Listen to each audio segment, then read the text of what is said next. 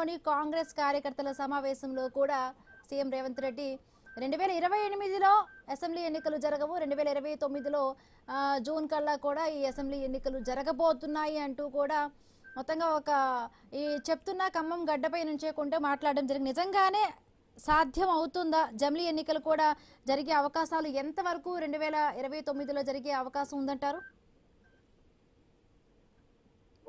ఈ దేశంలో ఒకేసారి ఎన్నికలు జరపాలి, జమిలీ ఎన్నికలని అనేక సంవత్సరాల నుంచి కూడా భారతీయ జనతా పార్టీ ప్రయత్నించింది. మొన్న జరిగినటువంటి పార్లమెంటు సమావేశాల్లో అనేకమైనటువంటి మార్పులు తీసుకురావడానికి భారతీయ జనతా పార్టీ ప్రయత్నం చేస్తే కాంగ్రెస్ పార్టీ మిగతా వాళ్ళ మిత్రపక్షాలు ఏ రకంగా అడ్డుకుందో తెలుసు. ఒక పక్కకు జాతీయ కాంగ్రెస్ పార్టీ వాళ్ళ రాహుల్ గాంధీ ఏమంటారంటే మేము ఇది కానీయం ఎట్లయితుందో మేము చూస్తాము అని. ఇంకో పక్కకేమో రేవంత్ రెడ్డి గారు ఇది ఏ రకంగా జరిగిపోతుంది అయిపోతుంది రేవంత్ రెడ్డి గారు చెప్తారు. సరే, ఆ జమిలీ ఎన్నికలు అయితాయా లేవా, జమిలీ ఎన్నికల సంగతి తర్వాత వాళ్ళు రేపు భారతీయ జనతా పార్టీ చేయాలనుకుంటే మిగతా పక్షాలకు ఆ శక్తి కూడా లేదు అడ్డుకునేది. జమిలీ ఎన్నికలు రావాలి. ఖర్చుతో కూడుకున్నటువంటి ప్రతి 6 నెలలకు ఒకసారి ఎన్నికలు రావడం వల్ల అభివృద్ధి ఈ ఆటంకం, అనేకమైనటువంటి అంశాలతో ఇబ్బంది. మిగతా ఎన్నికలన్నీ కూడా విడివిడిగా ఒక రాష్ట్రంలో 6 నెలల తర్వాత, ఇంకో రాష్ట్రంలో 3 నెలల తర్వాత ఈ రకంగా ఎన్నికలు రావడం వల్ల ఖర్చుతో పాటు మిగతా ఎన్నికల నియమావళిని అమలు చేసిన కారణంగా అనేకమైన ఇబ్బందులు. కానీ మొదలుగానైతే కేవలం సరే మొన్న ముఖ్యమంత్రి గారు మాట్లాడినటువంటి మాటలు వాళ్ళ కార్యకర్తలు ఏదో కొంత ఉద్యోగపరచాలా, ఇప్పటికే డీలా పడిపోయినటువంటి కాంగ్రెస్ పార్టీ ఈ తెలంగాణ రాష్ట్రంలో ఇక చివరి అధికారం మనకి భవిష్యత్తులో అధికారం ఎప్పుడు కూడా రాదు అనే ఒక రకమైనటువంటి ఆలోచనతో ఉన్నటువంటి కాంగ్రెస్ పార్టీ శ్రేణులకు ఆయన కొంచెం ఏదో ధైర్యం ఇచ్చే విధంగా, కొంచెం ఉత్సాహం నింపే విధంగా మాట్లాడే ప్రయత్నం చేశారు. వాస్తవానికి అసలు ఏం చేసింది కాంగ్రెస్ పార్టీ తిరిగి అధికారంలోకి వస్తుంది? మళ్ళీ ఈ రోజు ఉన్నటువంటి ఈ రాష్ట్రంలో పరిస్థితులు కావచ్చు, ఈ రాష్ట్రంలో ఉన్నటువంటి ఇబ్బందులు కావచ్చు, కాంగ్రెస్ పార్టీ తెలంగాణ రాష్ట్రానికి ఒరగబెట్టింది ఏమని అధికారంలోకి వస్తుంది? మళ్ళీ ఈ రాష్ట్రంలో కేవలం భవిష్యత్తులో ఎన్నికలు ఎప్పుడు జరిగినా ఈ రాష్ట్రంలో భారతీయ జనతా పార్టీకి మాత్రమే అవకాశం. అది గతంలో బీఆర్ఎస్ పార్టీ 10 ఏళ్ళు ఈ రాష్ట్రాన్ని పాలించి, ఇప్పుడు కాంగ్రెస్ పార్టీ ఈ రాష్ట్రాన్ని పాలించి పూర్తిగా తెలంగాణ రాష్ట్రాన్ని అప్పుల ఊబిలో కూరుకుపోయే విధంగా చేసింది. మిగులు బడ్జెట్ తో వేరుపడినటువంటి తెలంగాణ రాష్ట్రం ఈ రోజు లక్షల కోట్ల అప్పులతో సగటు ఆదాయం చూపించేటటువంటి ఆర్థిక మంత్రి సగటు హక్కును వచ్చే బడ్జెట్ లో చెప్పాల్సినటువంటి పరిస్థితి వస్తుంది. ఈ రకంగా తెలంగాణ రాష్ట్రాన్ని అన్ని విషయాలలో ఇబ్బందులు ఉండబెట్టి ఏ వర్గం ఈ రోజు తెలంగాణ రాష్ట్రంలో సంతోషంగా ఉన్నారు? విద్యార్థులు ఉన్నారా, రైతులు ఉద్యోగులు ఉన్నారా, నిరుద్యోగులు ఉన్నారా, విశ్రాంత ఉద్యోగులు ఉన్నారా, ఎస్సీలు ఉన్నారా, ఎస్టీలు ఉన్నారా? ఈరోజు నిజంగా అంతా కూడా అసలు తెచ్చుకున్నటువంటి తెలంగాణ రాష్ట్రం ఈ రకమైనటువంటి పరిస్థితి వస్తుందని ఎవరు కూడా ఊహించుకోరు. 10 ఏళ్ళు తెలంగాణ రాష్ట్రాన్ని టీఆర్ఎస్ అనే పార్టీ పట్టి పీడించి ఈ రాష్ట్రాన్ని అప్పుల ఊతులో లక్షల కోట్ల రూపాయలు అప్పులు చేసింది. ఆ టీఆర్ఎస్ పార్టీ సరే లక్షల కోట్ల రూపాయలు అప్పులు చేసింది, తెలంగాణను ఇబ్బంది పెట్టింది. ఏ తెలంగాణ అయితే మనకు వస్తే అందరి జీవితాలు బాగుపడతాయని ఆశపడము.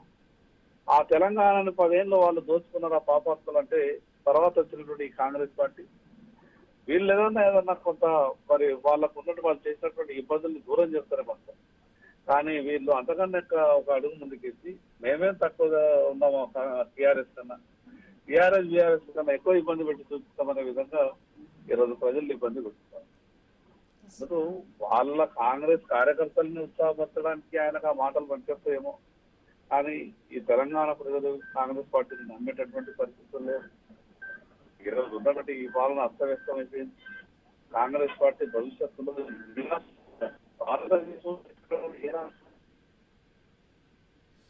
పాయల్ శంకర్ గారు, అంటే ముఖ్యంగా ఇప్పుడు డీలిమిటేషన్ తర్వాత కూడా ఇప్పుడైతే కేంద్రం అమలు చేస్తున్న డీలిమిటేషన్ తర్వాత 119 నుంచి స్థానాలకు సంబంధించి 182 అసెంబ్లీ స్థానాలు, అలాగే పార్లమెంట్కి సంబంధించి 17 నుంచి 26 వరకు కూడా పెరిగే ఇది ఉంది. అంటే దీన్ని బట్టి కూడా అంటే ఇప్పుడు కేంద్ర ప్రభుత్వం ఏదైతే తీసుకొస్తుందో ఇప్పుడు జమిలీ ఎన్నికలకు సంబంధించి కూడా 2000 మొత్తంగా కూడా 29లో ఇప్పుడు 1 నేషన్ 1 ఎలక్షన్ అనేది డెఫినెట్గా అంటే అయి తీరుతుంది. ఒకవేళ అయితే మీకు ఇక్కడ పార్లమెంటు స్థానాలు పెరిగే ఛాన్స్ ఉంది. అంటే ముఖ్యంగా అది కొంత గవర్నమెంట్ ఫామ్ చేయడానికి కొంత ప్లస్ అయ్యే ఆస్కారం కూడా ఉంది. ఇప్పుడు ఏ ఒక్క ఇది లేకుండా కూడా సీఎం రేవంత్ రెడ్డి గారు ఇలాంటి ఒక స్టేట్మెంట్ పాస్ చేశారు అంటే దాని వెనక ఏదో కొంత కార్యాచరణ కాకపోతే కొంత ఏదో ఇన్ఫర్మేషన్ ఉండి ఉంటది కదా.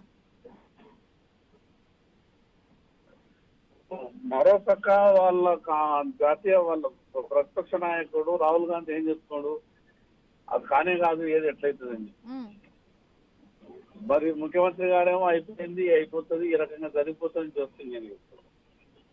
ఫస్ట్ ఆ కాంగ్రెస్ పార్టీ నాయకులలోనే వాళ్ళ జాతీయ పార్టీ నాయకుడికి వాళ్ళ నాయకుడికి ముఖ్యమంత్రి గారికి మధ్యన ఉన్నటువంటి ఆ గ్యాప్ ని మొదలు అర్థం చూసుకోవాలి.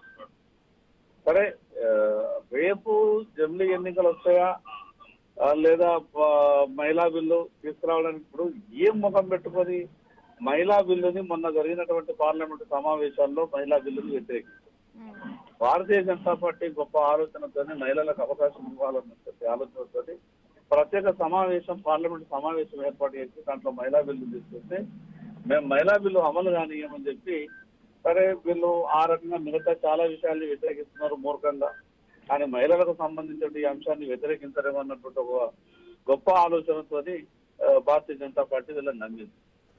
కానీ పార్లమెంట్ లో ఏం చేసినాయి ఈ కాంగ్రెస్ పార్టీ కావచ్చు, కాంగ్రెస్ పార్టీ మిత్రపక్షాలు కావచ్చు, పార్లమెంట్ లో మొన్న జరిగినటువంటి మహిళా బిల్లులో పూర్తిగా వ్యతిరేకించిన కారణంగా ఏమైంది, వ్యతిరేకించిన తమిళనాడులో వ్యతిరేకించిన స్టాలిన్ పరిస్థితి ఏమైంది, పశ్చిమ బెంగాల్లో వ్యతిరేకించినటువంటి మమతా బెనర్జీ పరిస్థితి ఏమైంది, ఈరోజు అక్కడ ఉన్నటువంటి మహారాష్ట్రలో వ్యతిరేకించినటువంటి శివసేన ఉద్ధవ్ పరిస్థితి ఏమైంది.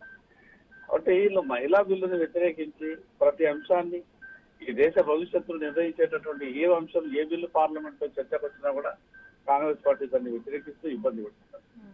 మరి ఇంత దేశానికి వ్యతిరేకంగా, మహిళలకు వ్యతిరేకంగా, ఇటు బీసీలకు వ్యతిరేకంగా, అన్ని వర్గాలకు వ్యతిరేకంగా వీళ్ళ నిర్ణయాన్ని వెల్లడిస్తున్నటువంటి కాంగ్రెస్ పార్టీకి ఈ సమాజంలో ఏ వర్గం కూడా మద్దతు ఇచ్చేటటువంటి అవకాశాలు కనిపిస్తుంది. మరి అటువంటి సందర్భంలో వీళ్ళకు పార్లమెంట్ సీట్లు వస్తాయి ఎట్లొస్తాయి, అసెంబ్లీ సీట్లు ఎట్లొస్తాయి, ప్రజలు ఏదన్నా ప్రజలకు మంచి చేసేటటువంటి ఆలోచన ఉన్నటువంటి రాజకీయ పార్టీలకు కొంత మద్దతు పలికేటట్టుగా ప్రయత్నం చేస్తుంది. కానీ కాంగ్రెస్ పార్టీ ఏ బిల్లు వచ్చినా కూడా ఇబ్బంది పెడుతూ, ఏ బిల్లు వచ్చినా కూడా వ్యతిరేకిస్తున్నప్పుడు ఈ దేశంలో ఉన్నటువంటి మహిళలంతా కూడా మన పశ్చిమ బెంగాల్లో అదేవిధంగా తమిళనాడులో ఏ రకంగానైతే గుణపాఠం చెప్తుందో, ఈ దేశంలో ఎన్నికలు ఎక్కడ జరిగినా కూడా కాంగ్రెస్ పార్టీ కావచ్చు, దాని మిత్రపక్షాలు కావచ్చు, ఈ దేశంలో ఉన్నటువంటి మహిళలు ఎక్కడ కూడా ఓట్లేయడానికి సిద్ధంగా లేదు. వీళ్ళకు ఉన్నటువంటి వీళ్ళ నిజస్వరూపం బయటపడ్డది. కాబట్టి వీళ్ళకు ఆశలు ఇక ఈ రోజే ఈ టర్మే చివరి టర్మ్. నేను చెప్తున్నా కదా, ఈ తెలంగాణలో కాంగ్రెస్ పార్టీకి చివరి ముఖ్యమంత్రి రేవంత్ రెడ్డి గారు ఉంటారు. కాంగ్రెస్ పార్టీకి అధికారం అనేది ముఖ్యమంత్రి రేవంత్ రెడ్డి గారు చివరి ముఖ్యమంత్రి. భవిష్యత్తులో ఈ రాష్ట్రంలో కాంగ్రెస్ పార్టీకి ముఖ్యమంత్రి అనే పదవి దొరకదు. ఇక వాళ్ళు ఏదన్నా కూడా చరిత్ర చెప్పుకోవాలి. భవిష్యత్తు అనేది ఈ రాష్ట్రంలో కాంగ్రెస్ పార్టీకి వెళ్ళాలి. ఈ రాష్ట్రంలో కాంగ్రెస్ పార్టీకి భవిష్యత్తు లేదు, టీఆర్ఎస్ పార్టీకి భవిష్యత్తు అనేది ఉన్నది అంటే కేవలం ఒక భారతీయ జనతా పార్టీకి సందర్భంగా చెప్తారు. పాయల్ శంకర్ గారు, అంటే ఇప్పుడు ఏదైతే కూడా ఇప్పుడు 2029 జమిలీ ఎన్నికలు ఒకవేళ if in case Revanth Reddy గారు చెప్తున్న దాన్ని బట్టి కూడా ఇప్పుడు డీలిమిటేషన్ ప్రక్రియ ఇవన్నీ కూడా కొనసాగితే కొంత అసెంబ్లీ స్థానాల సంఖ్య పెరుగుతుంది, పార్లమెంట్ స్థానాల సంఖ్య కూడా పెరుగుతుంది. ఇఫ్ ఇన్ కేస్ ఒకవేళ గవర్నమెంట్ ఫామ్ చేయగలిగితే ఇక్కడ కూడా ఎక్కువ బీజేపీ స్థానాలు పోటీ చేస్తుంది, అందరూ కూడా గెలిచి కాంగ్రెస్ పార్టీతో పొత్తు పెట్టుకునే వాళ్ళ ఆ విధంగా కూడా ముందుకు వెళ్లే యోచనలో లేదా బీజేపీ పార్టీ? ఎవరితో మేము ఎవరితో పొత్తు? బీఆర్ఎస్ తోనే కాంగ్రెస్ తోనే? కాంగ్రెస్ తోనే. బీజేపీ అనేది కాంగ్రెస్ తో పొత్తది ఎట్లా సాధ్యమవుతుందమ్మా?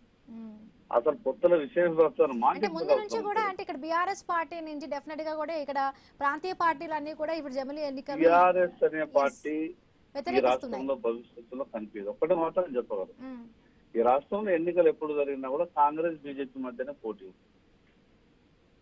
మిగతా బీఆర్ఎస్ అనే పార్టీ కేవలం చరిత్ర మాత్రం, గతం మాత్రం, భవిష్యత్తు లేదు. బీఆర్ఎస్ అనే పార్టీకి 10 ఏళ్ళు మిగులు బడ్జెట్ తో ఉన్నటువంటి తెలంగాణ రాష్ట్రాన్ని తెలంగాణ ప్రజలు బీఆర్ఎస్ పార్టీకి అప్పగిస్తే ఏ రకంగా ఈ రాష్ట్రాన్ని పూర్తిగా ఆర్థిక వ్యవస్థ కావచ్చు, రాష్ట్ర భవిష్యత్తు కావచ్చు చిన్నాభిన్నం చేసిండ్రు ఈ తెలంగాణ ప్రజలతో గమనించారు. కాబట్టి బీఆర్ఎస్ అనే పార్టీ ఈ రాష్ట్రంలో కనుమరుగైతుంది. కాంగ్రెస్ పార్టీ అరకొర అక్కడక్కడ ఉండొచ్చు, లేవని ఉంటే కాంగ్రెస్ పార్టీ నుండి బీఆర్ఎస్ పార్టీ ఆ కొంత ఉన్నటువంటి అక్కడక్కడ ఉన్నటువంటి వాళ్ళు బీఆర్ఎస్ పార్టీ కాంగ్రెస్ పార్టీ కలిసిపోయేటటువంటి అవకాశం. రైట్ అండి, right. Thank you so much అండి పాయల్ శంకర్ గారు. బొల్లం మల్లయ్య యాదవ్ గారు బీఆర్ఎస్ మాజీ ఎమ్మెల్యే మనతో పాటు జాయిన్ అయ్యారు. నమస్తే అండి బొల్లం మల్లయ్య యాదవ్ గారు. నమస్కారం అండి. రైట్.